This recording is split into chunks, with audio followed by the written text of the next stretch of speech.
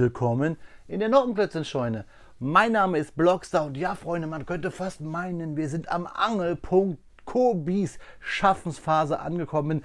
So viele Sets bekommen wir und Angelpunkt ist das Stichwort, denn das englische Wort für Angelpunkt eines Hebels bedeutet Fulcrum. Und ihr habt es erraten, auch schon natürlich am Intro. Ich stelle euch heute von Kobi die 5834 vor, die MiG 29 NATO-Code Fulcrum. Das Schöne ist, wir können hier heute quasi zum ersten Mal auf meinem Kanal eine Serie voll machen, nämlich die der MiG 29. Ich habe ja die Ghost von Kiew schon gebaut und jetzt diese hier, dann haben wir alle zwei aktuellen MiG 29 von Kobi hier mal auf dem Bautisch gehabt und können sie heute sogar vergleichen. Das Set hat 600 Teile und kommt natürlich wie alle modernen Düsenjäger von Kobi im Maßstab 1:48 daher. Also abschnallen aus dem Cockpit, Leiter runter und hier auf dem Boden des Flughafens, meinem Bautisch, mal schauen, was sich hier drinne verbirgt.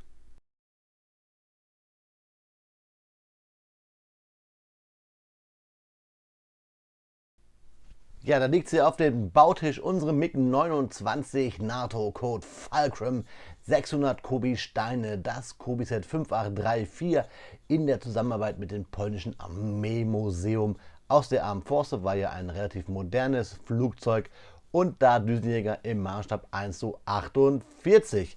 Ich bin gespannt, ich habe die Ghost of Kiev hier schon gebaut, deswegen bin ich wirklich mal interessiert, wie hier die Bautechniken sind, ob sie gleich sind. Auf den ersten Blick sieht das Flugzeug genauso aus. Schauen wir uns die Rückseite an.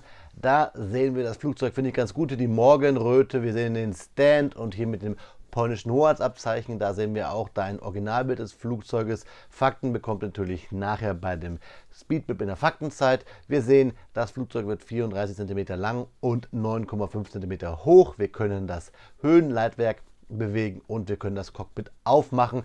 Was natürlich hier wieder so ein Thema ist, dass wir nur so eine halbe Minifigur haben. Spannweite ist, will ich gerade noch mal schauen, 23,5 cm. Da sehen wir es.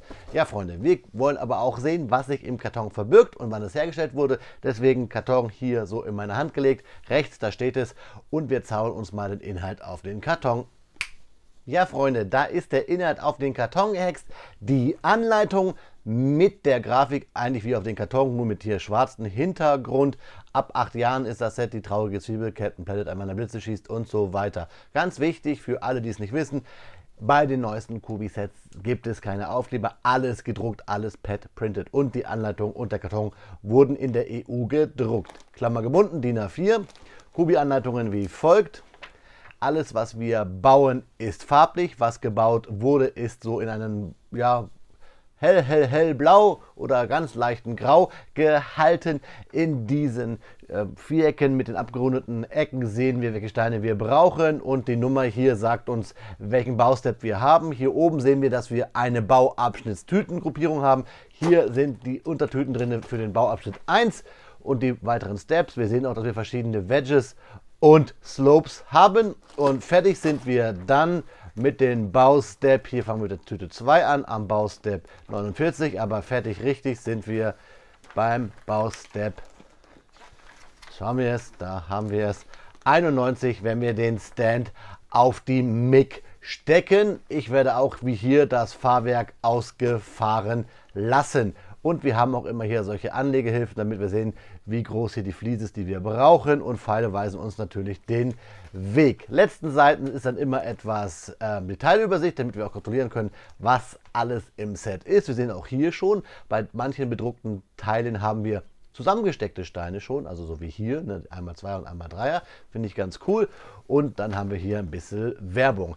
Da möchte ich Werbung für meinen Kanal machen. Schaut einfach auf dem das oben in der Ecke steht, da findet ihr die Kobi-Playlist und generell auch auf meinem Kanal die Kobi-Playlist, denn ich habe schon das ein oder andere Set hier vorgestellt. Rückseite auch Werbung. Hier habe ich sogar alle Flugzeuge schon gebaut. Naja, mir jetzt viel Spaß beim Bauen, das ist nämlich das richtige Stichwort, und euch viel Spaß bei der Faktenzeit und beim Speedbild, beim Zuschauen.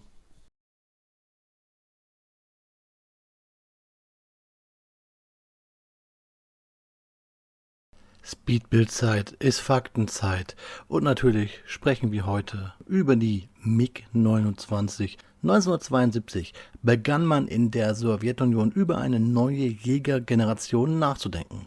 Auslöser waren die westlichen Projekte der späteren McDonnell Douglas F-15 und Lockheed Martin F-16. Mit dem ins Leben gerufene Programm PFI, das für fortgeschrittenes Frontjagdflugzeug steht, sollte ein Jäger geschaffen werden, der Bomber über weite Entfernungen eskortieren konnte und bei Bedarf in der Lage war, Streifzüge bis zu 300 Kilometer tief über gegnerisches Gebiet durchzuführen.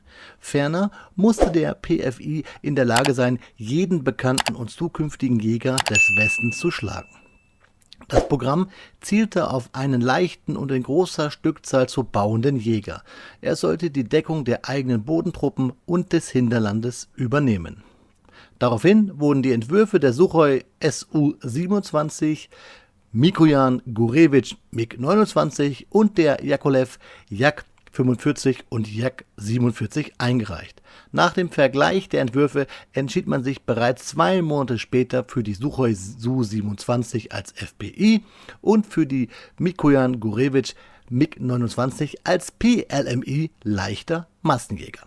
Schon im Jahr 1970 gab es Überlegungen im Konstruktionsbüro Mikojan Gurevich für einen Nachfolger der MiG-23.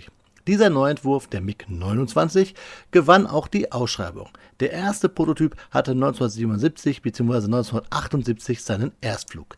Der Serienbau begann 1982 und die ersten Maschinen erreichten 1983 die sowjetischen Luftstreitkräfte. Die MiG-29 kann mehrere Luftziele erfassen und bekämpfen. Die MiG-29 wurde in die ehemaligen Ostblockstaaten Polen, Bulgarien, Rumänien, der Tschechoslowakei, Ungarn, Jugoslawien und der DDR geliefert. Auch nach Kuba, Nordkorea, Syrien, Iran, Irak, Jemen, Indien und Malaysia wurde die Maschine exportiert. Bis heute wurden ca. 1270 Stück aller Versionen der MiG-29 gebaut. Von diesen außerordentlichen, wendigen, in dieser Hinsicht vielen westlichen Kampfjets überlegenen Flugzeug wurde eine große Anzahl in verschiedenen Varianten gebaut und erprobt. Die Flügelkonstruktion mit breiter Flügelwurzel bringt einen großen Teil des Auftriebes durch den Rumpfansatz, was die Langsamflugeigenschaften verbessert.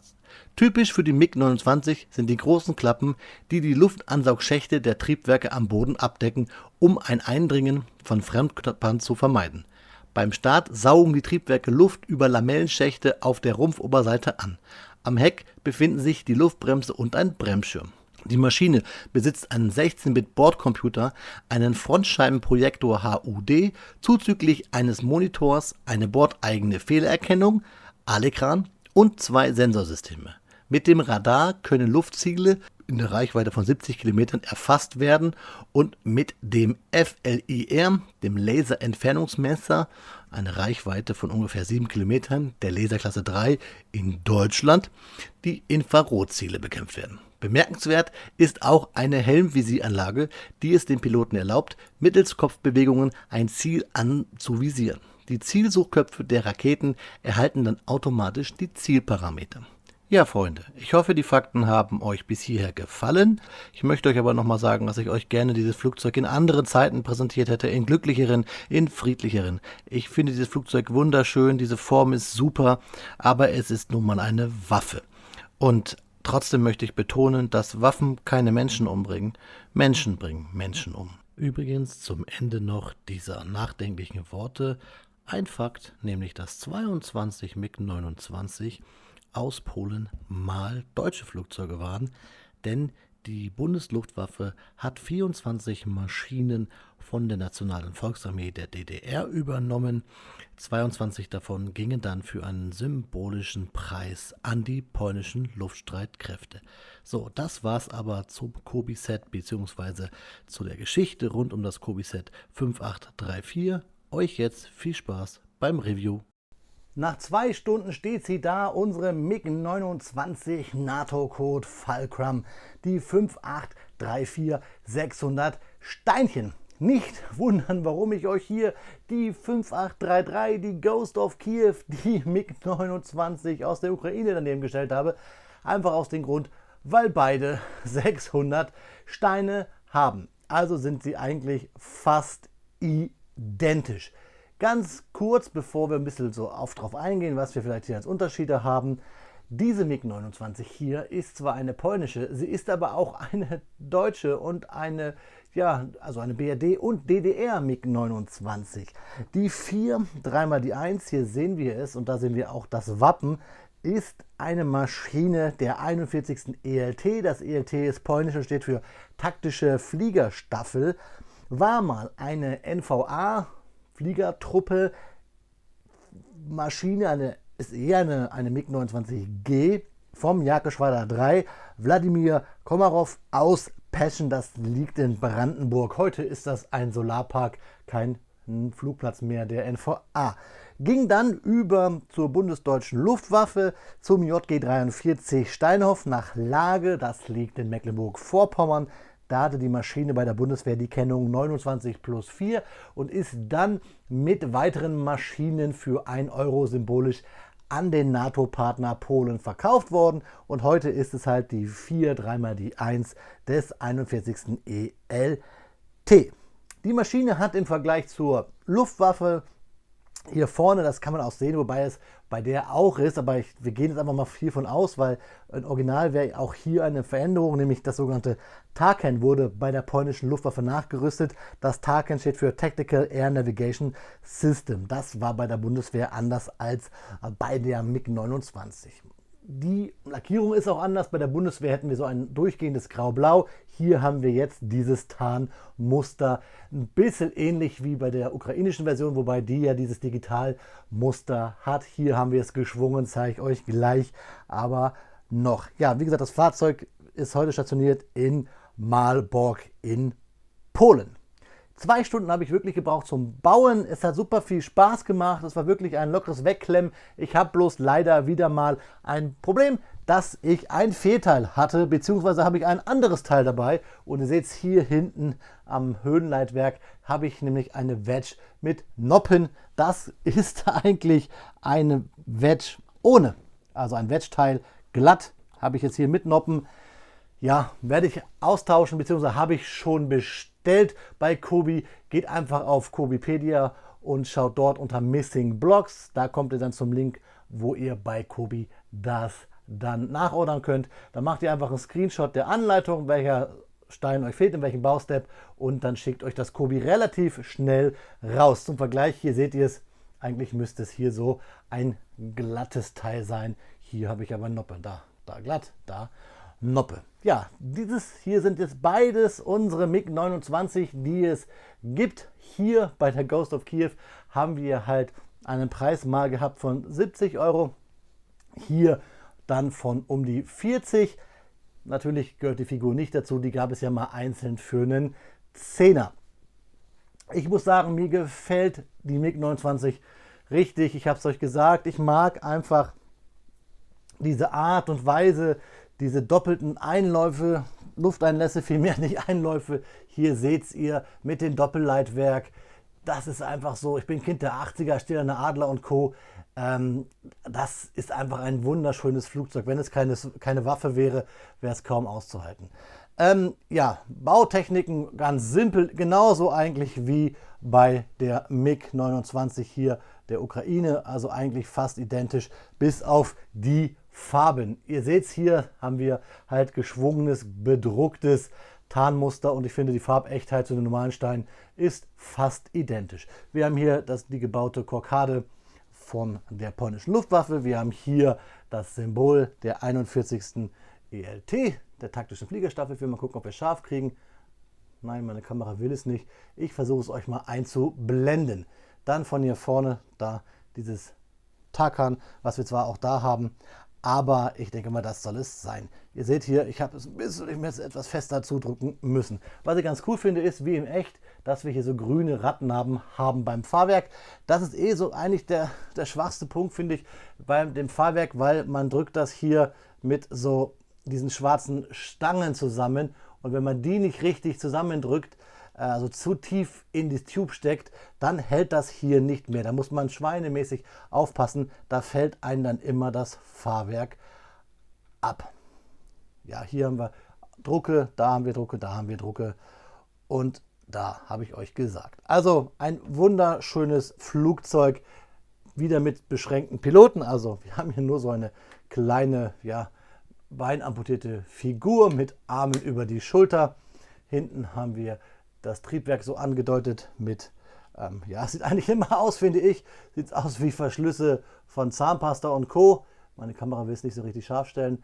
Also, aber das stecken wir hier einfach auf und dann haben wir es. Oder Felgen sind es vielmehr, ne?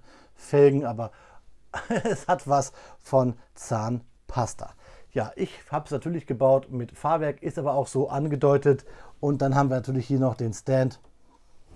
Den kennen wir so aber auch von Kobi, nämlich hier mit dem Schild MiG-29 Fulcrum. Meine Kamera will einfach nicht scharf stellen, dann machen wir es mal manuell. Da, jetzt haben wir es MiG-29 Fulcrum. Und dann kann ich euch auch nochmal hier den Druck richtig zeigen, wenn wir einfach nämlich näher rangehen und dann die Kamera manuell scharf stellen. Da sehen wir es nämlich so ein Ritter mit einem Schwappen drauf. Das gleiche dann auch hier nochmal unser Pilot. Den können wir dann auch nochmal besser gucken. Da können wir in die Augen schauen. Ja, wirklich für mich, wie gesagt, ein zeitloses Flugzeug. Auch wenn es schon in die Jahre gekommen ist. Ihr seht es aber gerade, der Ukraine-Konflikt zeigt ja dann doch, wie zeitlos diese Maschine ist. Ich will euch jetzt nochmal beide gegenüber halten. Das habe ich euch ja versprochen. Dann können wir nämlich sehen, wie wir hier beide verschiedene Tarnstufen haben. Hier den Digitaltarn, gedruckt, auch sehr farbecht, also sehr nicht 100%. Bautechniken von unten auch gleich, hier mit den Lufteinlässen, hier in den Seiten, in den Slopes, also alles identisch, auch die Waffenaufhängungen sind fast identisch. So, weil hier seht ihr, es sind die gleichen Bautechniken und auch hier Lufteinlässe und die abgerundeten Slopes. 2 Stunden purer Spaß. Mir hat dieses Flugzeug richtig Spaß gemacht. Und damals, als die Ghost of Kiev rauskam, war ich auch sofort hin und weg. Wenn jetzt wirklich nochmal eine Version kommen würde, der NVA oder aus Bulgarien oder natürlich noch am besten der Luftwaffe, dann wäre es für mich kaum auszuhalten. Schreibt mir eure Meinung mal bitte zur MiG-29 von Kobi. Ruhig jetzt mal hier im Vergleich zur 5833 der Ghost of Kiev. Schreibt mir das mal ruhig bitte unten in die Kommentare, was ihr davon haltet. Das ist ein Schwachpunkt hier vorne. Diese Spitzen, die gehen immer so ein bisschen ab. Das ist bei der hier auch der Fall. Aber trotzdem cool hier mit dem Gitter. Also, ich muss sogar sagen, optisch, auch wenn es nur 2 Farbtöne sind, gefällt mir die sogar besser. Und das hätte ich nie gedacht, weil ich immer so ein Fan war von dieser Ghost of Kiev. Vielleicht auch, weil es die erste war. Und ich nicht mich mit der Geschichte vorher auseinandergesetzt hatte, dass diese Maschine hier mal eine der DDR bzw. der BRD war. Problem ist bei diesen Flugzeugen eigentlich immer ein bisschen so die Spitze. Die habe ich hier aber dadurch gelöst, dass ich hier Teserband drum gemacht habe.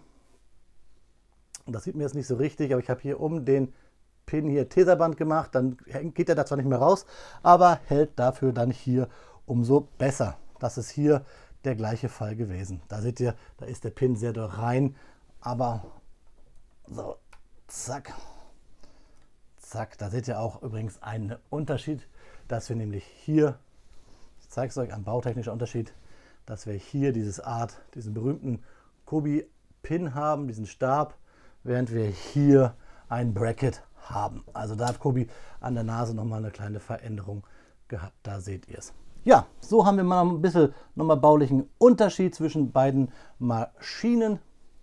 So, Nase drauf friemeln. Das ist bei diesen Düsenjägern bei Kobi immer so ein Punkt. Habe ich jetzt zu weit das schon rausgesteckt? Na, nee, da geht. Und jetzt hier das gleiche. Zack, zack. Und wird auf den Stand gepackt. Ich bin froh, beide gebaut zu haben, mir beide gekauft zu haben. Schreibt mir bitte, wie gesagt, eure Meinung in die Kommentare. Welches ist eure liebste MiG-29? Und dann, Freunde, gibt es jetzt von euch nochmal, oder nicht von euch, sondern von mir für euch noch einmal ein paar Detailfotos. Und dann freue ich mich demnächst, euch dann auch nochmal hier da hinten die anderen Düsenjäger zu zeigen. Ich bin großer Fan dieser, ja, im Maßstab 1:48 gehaltenen Düsenjäger der Neuzeit. Lirum Larum, wir schauen uns jetzt Detailfotos an und dann schauen wir uns am Schluss noch einmal in die Augen. Ja, Freunde, wie immer an dieser Stelle ein paar Detailfotos als kleine Videoshow zusammengeschnitten vom Cobiset 5834, unserem MiG-29G NATO-Code Fulcrum. Wie fandet ihr die Idee, jetzt mal hier die 5833 mit der 5834 zu vergleichen? Sollte ich vielleicht generell mal Videos machen, wo ich nur vergleiche? Schreibt mir mal unten in die Kommentare, was ihr von diesem Vorschlag haltet. Also ein reines Vergleichsvideo ohne Bauen. Bitte einfach mal da euer Feedback zu geben. Und dann möchte ich euch wie immer an dieser Stelle auch darauf hinweisen, dass ihr unten in der Videobeschreibung den Link zu buildandbricks.de findet, meinen bevorzugten Kobi-Shop, bei dem es einen 15%igen Rabattcode gibt, der den Namen Blockstar trägt. Und wenn ihr den benutzt, bleibt dieser Code auch lange und ich kann dann auch sparen. So sparen wir beide. Das, denke ich mal, ist doch was Gutes. Freunde, das war's. Viel Spaß beim Rest. Ja, Freunde, da stehen die beiden Hübschen hier auf meinem Bautisch zum Abschluss. Ihr habt es gerade schon beim Vergleich gesehen. Ich finde, dieses Modell ist einfach ein ikonisches. Ich bin groß geworden in den 80ern, 90ern und da war dieses Flugzeug ja quasi der böse Feind am Himmel. Heute fliegen ihn ein NATO-Staat, mehrere NATO-Staaten sogar und ein Staat, der gerne in die NATO möchte. Dieses Flugzeug, habe ich euch ja gesagt, hier links war ja eigentlich sogar mal ein NVA bzw. deutsches Luftwaffenflugzeug. Also jetzt nicht dieses hier, aber ein Teil der polnischen MiG-29s. Mir haben beide Spaß gemacht zu klemmen. Ich kann euch da auch nur noch mal zum Vergleich das Video der Ghost of Kiev ans Herz legen. Findet ihr oben, wie erwähnt, auf dem i. Aber wie immer, Freunde, schreibt mir eure Meinung zu den beiden Flugzeugen und hauptsächlich natürlich jetzt hier zu unserer 5834 unten in die Kommentarspalte. Und wenn ihr es noch möchtet, diesen Kanal noch nicht abonniert habt, lasst doch gerne ein Abo da. Erzählt vielleicht anderen Leuten von dem Crazy Dude hier, der sich Blockstar nennt, der Kobi Flugzeuge und Panzer zusammenklöppelt. Und zu messen, ob euch das gefällt, was ich mache, Daumen hoch, Daumen runter, da würde ich mich auch drüber freuen. Freunde, euch aber wie immer an dieser Stelle jetzt guten Flug, bleibt gesund, auf Wiederbauen, euer Freund, der Blockstar.